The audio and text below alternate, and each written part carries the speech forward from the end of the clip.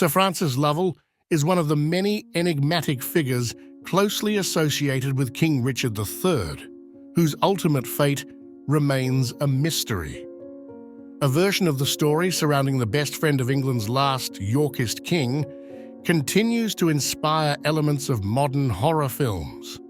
Yet, most viewers of such works are likely unaware of this historical connection. The tale of Lovell's end is but one of many, and it seems to draw from an older family legend with a strikingly similar structure. This video explores these stories in depth, but not only that. Lovell's adventurous life is as thrilling and complex as the mystery surrounding his demise. Despite the wealth of details available, much about Lovell remains shrouded in uncertainty.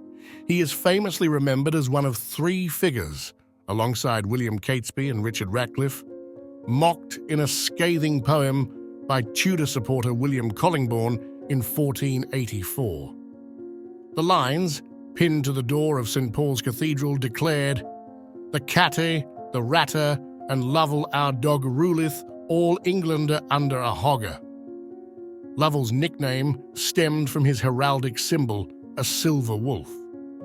However, the poem cast his loyalty to Richard in an unflattering light, likening it to that of a dog to its master. The term hogger was a pointed reference to Richard's emblematic banner.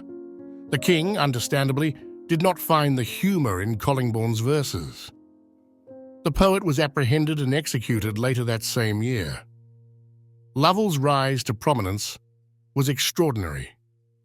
From being an orphan in the care of King Edward IV, he ascended to the influential position of Chief Chamberlain of England. This remarkable ascent was due not only to his personal qualities, but also to his steadfast friendship with Richard. It is no wonder, then, that Lovell remained loyal to Richard even after the king's death, despite efforts by the Tudors to win him over. Francis Lovell was born in 1456, the son of John Lovell, the 8th Baron Lovell, and Joan Beaumont. His wife, Anne Fitzhugh, was the daughter of Baron Henry Fitzhugh and the 1st Viscount Beaumont, making Francis the 9th Baron Lovell and 6th Baron Holland through his lineage. Over time, additional titles were added to his name, a testament to his personal achievements. Despite being born into a wealthy and influential family, Lovell's early years were marked by loss.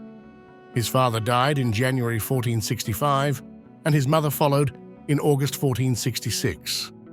That same year, at just 10 years old, Lovell married Anne Fitzhugh. This union, arranged in his youth, endured throughout his life, and as far as we can tell, was a happy one. Tragically, their 2 children, Agnes and an unnamed son, both passed away before reaching their 4th birthdays. Following the death of his mother, Lovell became a ward of the king, marking the beginning of what Sharon Bennett Connolly aptly calls huge gaps in our knowledge about his life. J.M. Williams describes Lovell from this period onwards as a shadowy presence, given the scarcity of records. It remains unclear where Lovell resided at this time. While Edward IV officially transferred his wardship to Richard Neville, Earl of Warwick, on November 19, 1467, Lovell may have already been living with Warwick, or perhaps with his in-laws. Lovell later sought refuge with his in-laws after Warwick and Baron Fitzhugh rebelled against Edward IV and faced defeat. Edward pardoned Fitzhugh, including Lovell in the clemency, and transferred Lovell's guardianship to his sister Elizabeth and her husband John de la Pole.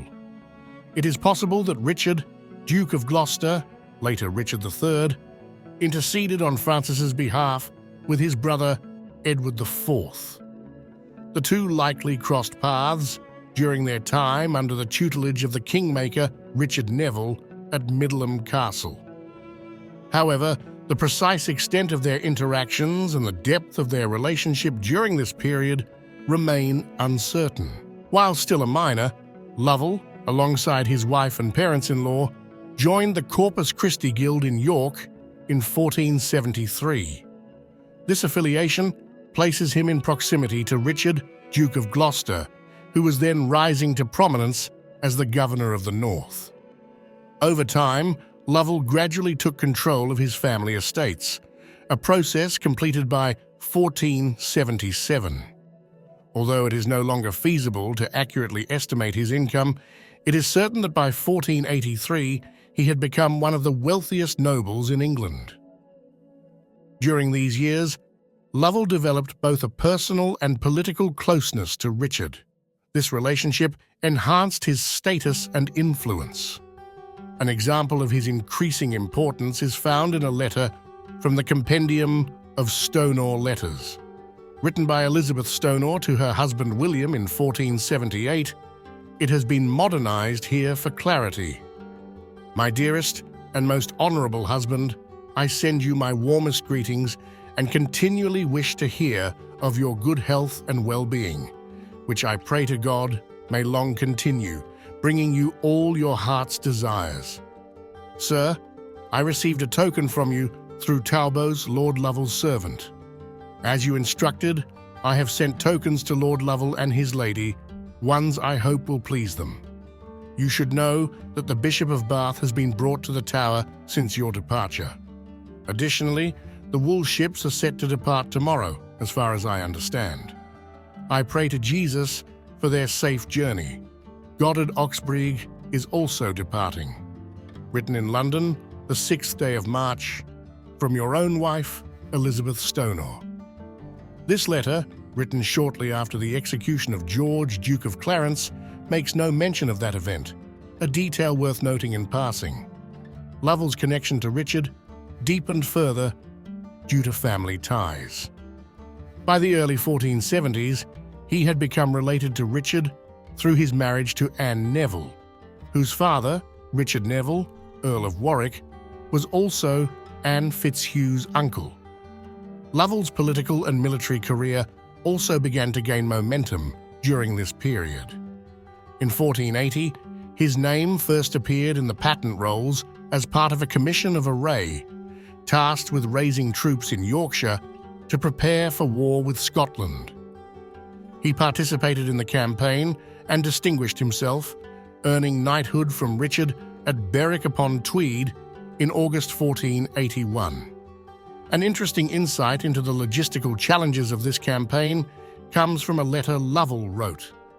In it, he explained that he was temporarily allowed to leave the army to attend to his estates.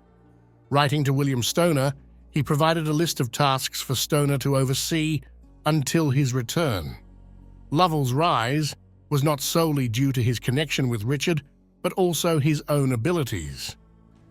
This is evident in a major milestone. Edward IV elevated him to First Viscount Lovell on January 4, 1483. Notably, many sources erroneously attribute this title to Richard, but it was Edward who granted it. When Edward IV died, and Richard, Duke of Gloucester, became protector for his nephew Edward V, he brought Lovell to London and appointed him Chief Butler of England. In this capacity, Lovell served Edward V directly. By placing one of his most trusted allies close to the young king, Richard demonstrated the deep confidence he had in Lovell. However, Lovell's influence grew even further after Richard ascended the throne. Following the execution of William Hastings, Lovell inherited the pivotal role of Lord Chamberlain. This highly influential position controlled both physical and written access to the king, making it central to court politics. Given the controversy surrounding Hastings' downfall, Lovell's appointment to this role highlights the extraordinary trust Richard placed in his closest confidant. Lovell received additional honors during Richard's coronation. He purchased the ring used to crown Anne Neville as queen and carried the third sword of state during the ceremony. Lovell's cousin Henry also played a prominent role, further reflecting the family's significant standing in Richard's inner circle. When the Buckingham Rebellion erupted in October 1483, Lovell was once again among the key figures Richard relied on. On October 23, 1483, he was part of a commission tasked with raising troops to suppress Henry Stafford, Duke of Buckingham. Lovell actively participated in the fighting, proving his loyalty in a time of crisis. Interestingly, Lovell rarely made use of his ancestral seat at Minster Lovell Hall, the ruins of which survive today. However, one notable exception occurred during Richard's reign when the king visited Lovell at his home, an event that underscored the strong bond and recognition between the two men. It is widely believed that Lovell fought alongside Richard at the Battle of Bosworth on August 22, 1485. However, the evidence for this is tenuous. The sole source claiming Lovell's involvement, a letter from Henry VII preserved in the York Civic Archives, is unreliable. Firstly, it incorrectly lists Lovell as having fallen in battle, despite his survival. Secondly, as a document authored by the new Tudor king, it is inherently biased and likely aimed at discrediting Richard's supporters. Paul Murray Kendall suggests that Henry may have included deliberately false names in the letter to discourage potential resistance to his regime. This interpretation seems highly plausible and underscores the difficulty of discerning Lovell's exact role in the battle. After the death of his closest friend, Richard III, Lovell sought refuge in the sanctuary of Colchester Church. However, he had no intention of staying there indefinitely. In 1486, he moved to Yorkshire to orchestrate the ill-fated Stafford and Lovell rebellion, assisted by Sir Humphrey and Thomas Stafford. The rebellion, poorly conceived and hastily executed, ultimately amounted to nothing. Undeterred, Lovell remained steadfast in his determination to avenge Richard. His next plan was audacious. He aimed to capture Henry VII in York and take control of the king himself.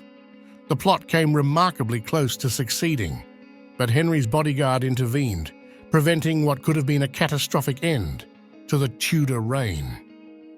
Lovell managed to evade capture after the failed attempt and continued to support rebellions against Henry VII. However, his next venture also faltered, prompting him to flee to Flanders and seek refuge with Margaret of York. In Flanders, Lovell became involved in yet another conspiracy to overthrow Henry, this time alongside Lambert Simnel, the pretender to the English throne. He travelled to Ireland, attended Simnel's coronation as King Edward, and later accompanied him to England. There, Lovell fought under the command of John de la Pole, Earl of Lincoln, his former guardian, who had defected to Simnel's cause. The intriguing connection between Lovell and de la Pole remains an area ripe for further historical exploration. The rebellion culminated in disaster at the Battle of Stoke Field on June 16, 1487, where Henry's forces decisively defeated the insurgents. Simnel was captured and de la Pole was killed. Lovell's fate remains ambiguous. A chronicle from 1490 lists him among the dead, a claim echoed by Polydore Virgil in his writings. Yet other reports contradicted this account, asserting that Lovell was seen fleeing the battlefield. On June 19, 1488, Scottish King James officially offered him refuge, though it is unclear whether Lovell ever intended to go to Scotland. It is possible that James's gesture was a calculated move to destabilize Henry's rule. One curious story even claims that Lovell was seen swimming on horseback in the River Trent as he escaped. Whether this account is fact or fiction remains a mystery, adding yet another layer of intrigue to Lovell's enigmatic life and ultimate fate. This brings us to the enduring mystery of Francis Lovell's fate. My analysis is based heavily on an excellent essay by David Baldwin, which you can access online for free. I've linked it in the video description. It appears Lovell survived the Battle of Stoke. The most compelling evidence for this is a letter dated February 24th from his mother-in-law, addressed to her son, Sir John Paston. In it, she mentions intercession for Lovell. For a long time, the letter was misdated to 1486. However, since John Paston was knighted only after the Battle of Stoke, the letter must date to February 1488 at the earliest. This timeline invalidates theories that Lovell succumbed to wounds shortly after the battle or was murdered in hiding. Lovell's survival is further suggested by the actions of the Tudor government, which continued efforts to locate him. His wife, Anne, lost all her property following Lovell's attainder as a traitor. However, in 1489 or 1490, Henry VII granted her an annual pension of £20, addressing her in warm terms as "Beloved in Christ, Anne Lady Lovell." The grant includes the following assurance, which I have modernized for clarity. In no way shall this be prejudicial or harmful to Anne, Viscountess Lovell, regarding any estate made from any of the premises to the late Viscount or to Anne herself, nor to any other person or persons concerning any estate made from the premises by the late Viscount or anyone else for the use of Anne. Instead, Anne or any such person or persons to whom such an estate or estates have been made for the use of Anne shall have and enjoy such parts of the premises as have been granted to them, as they would have if this act or any other act of this present Parliament had never been passed.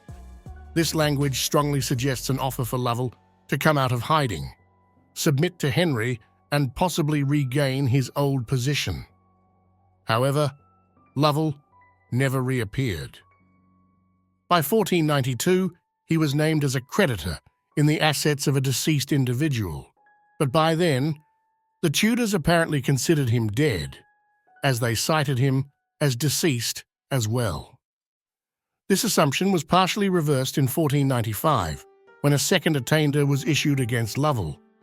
While such measures could be applied posthumously, the sudden reappearance of Lovell's name suggests lingering uncertainty about his fate. This development might have been linked to Perkin Warbeck's first invasion attempt that year. Although Lovell had no involvement in Warbeck's rebellion, the Tudor court may have seen the attainder as a precaution in case Lovell was still alive and allied with the pretender. For decades, the Tudors let the matter rest. Officially, Lovell was presumed to have died at Stoke. However, under Henry VIII, the case resurfaced in 1534, when a post-mortem inquisition was conducted. The judges concluded, they say, that the same Francis was overseas at the time of the predicted attainder, and moreover died after the predicted attainder, but on what day or in what year the said Francis died, the appointed judges do not know. This remained the accepted narrative until the early 17th century, when Sir Francis Bacon wrote of a report claiming Lovell had hidden in a cave or vault after the battle. In the early 18th century, this theory seemed to gain support. However, the sources for these accounts emerged decades later and are unreliable. William Cowper, Clerk of the Parliament, wrote a letter in 1737 recounting a story he had heard in 1728 from the Duke of Rutland.